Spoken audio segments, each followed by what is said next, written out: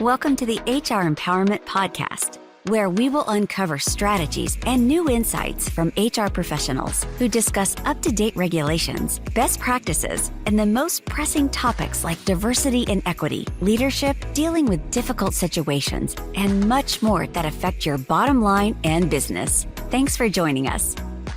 Hey everybody, Wendy Sellers here, the HR lady, and I am here with my co-host, JC. Aloha. Aloha. We wish we were in Hawaii, but we are not. Hey, we're here talking about elder care and how it affects employees and therefore affects the workplace a great deal. We're here with Jen. Hey, Jen, how you doing? Hey. And Jen is a podcast host. What's the name of your podcast again? Caregiver Shenanigans. Caregiver Shenanigans. I wanted to make sure we repeated that in case anybody missed it in the last episode 4 of 5, because she is there to give you all kinds of free advice on getting help with your elder care issues. What I want to talk about right now is, just kind of finishing up the conversation of the future outlook of elder care and what companies can do besides being nice, but what they really can do, including what benefits they can offer to help offset the stress and the emotional stress and the financial stress for our team. So what are your thoughts? I mean, I'll tell you right now, I don't have any kids. I plan on hopefully never getting ill that I have to be in an assisted living facility, but I don't have a backup plan. So a long time ago, I bought long-term care insurance when it was cheap because I was young, and then I just keep paying it. And I'm like, oh, please let that be enough to help me cover for some kind of assisted living costs. But I love the fact that you just mentioned about Medicaid. I think one of the benefits that companies should be doing is teaching employees what you just taught us in 1 minute. Yeah, the Medicaid waiver for aged and disabled is amazing. It is a process. Do not get me wrong. But everything is a process when it comes to a benefit. So just always remember that. So again, with the Medicaid waiver for aged and disabled, you want to get them on Medicaid. So they have to sell houses and everything. Yeah. But just so you know, there is this wonderful thing called Miller's Trust that is on my podcast with a lawyer, if you want to know about that, which can help you get on the Medicaid waiver also. Then once you're on Medicaid, you can talk to the Area Agency on Aging, and they will help you get on the waiver. So you're not alone during that process. Another benefit, of course, is long-term care. And I'm going to tell you guys right now, talk to your parents. Ask them, do you have this benefit? Because our parents, they're very close to holding that I don't want you to know how much I make. I don't want to know how much the money. That's none of your business. Talk to them. Say, I have to know this. So see if they have one of those long-term care insurance because they paid for it a long time. Get on it, right? Right. Another one is your parent a veteran, either a spouse or a veteran themselves, because there's this wonderful benefit called aid and attendance that will help you pay for assisted living or home care. Now they have to have been in service at least 1 day during war. But they can get up to $1,500 to $2,500 a month to help pay for care, which will supplement that Social Security. Oh, so nice. There are so many benefits, but the number one, if I were to talk to companies, if I could sit a CEO down right now, I would tell them, get counseling, offer a counseling program so that these people have somebody to talk to in a safe environment. Yeah. So that they're not having that burnout and you're not experiencing that burnout as a company. Right. Make sure you're taking care of the person who's taking care of the person. So there's so many other kind of things out there that can help. We haven't even touched on hospice care. I mean, we talked about some daycare situations in which your parent is with, or loved one, I don't know who you're taking care of, is with somebody during the day and you're with them at night. But there's so many other resources out there. And that's why I created Caregiver Shenanigans. I love it. Thank you for doing that.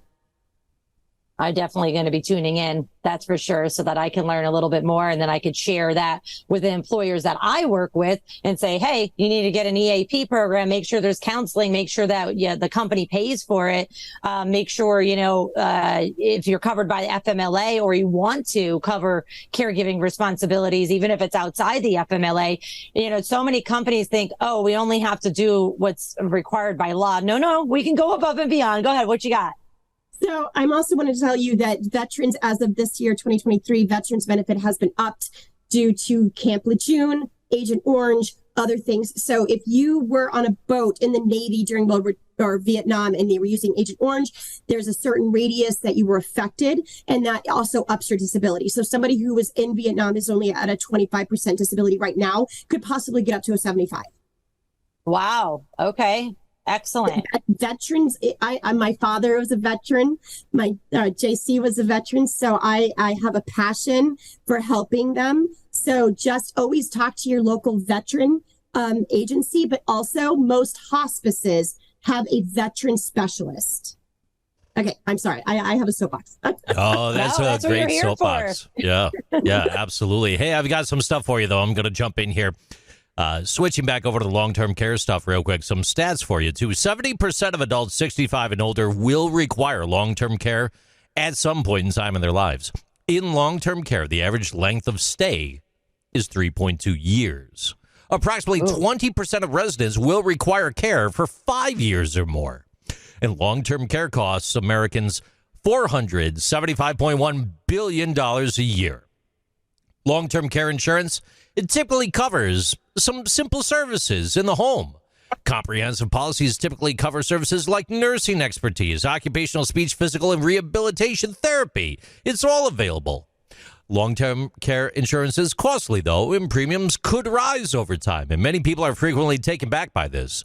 A lot of people believe that when they buy into that long-term insurance policy, they were locked into a premium amount for the duration, and it's not always the case. So here's a question back to the two of you in the room. Should you purchase a long-term care insurance plan through your employer on your own, or just hope for the best? Well, I think it depends. There's a lot of information. So I can tell you, I purchased mine many years ago through an employer, but then I ported it. And since I was the HR director, I made sure that plan was portable, so it's basically for people that don't understand what that term means, it's kind of like COBRA, but then you take it on your own and then you just take it over. And so for the HR people that can affect this, when you're setting up long-term care insurance plan policies or any policy really, make sure that it's that the employee owns it for life. Even if they leave the organization, they just have to take it all over and take the payments over. So that's how you can help your employees there. And then the other thing, Jen, you were offering some information of like what other companies do. I found some other stuff too, like Upwork offers emergency elder care services, and so does Starbucks too, which I'm shocked by. Starbucks provides subsidized backup elder care services for 10 visits per year. For those visits, employees only have to pay $1 per hour for the care of their family member. Oh, wow. That's huge. So, get creative, man. Just get creative. It doesn't have to be an incredibly expensive insurance plan. The biggest thing that I would say, my last piece of advice today on this podcast, is to ask your employees what they need and then figure out a way to give them as much as possible. It doesn't mean you're paying for it, the company, but at least you're providing it, and then they're going to pay for it. If you did pay for long-term care insurance or these emergency subsidized elder care services, kudos to you. Awesome. Give yourself a pat on the back. But, again, it doesn't all have to be a financial cost. It's just time consuming to do the work and set up the plan. A lot of local assisted living facilities or other associations would be more than happy to come in and sit in your break room and tell your employees what they can offer. So get creative. It doesn't have to break the bank. With that said, Jen, any last words of advice before we wrap up? If you guys if you need resources, if you're lost or for anything for HR, get the number for the local area on agents. Oh my gosh. Area Agency on Aging.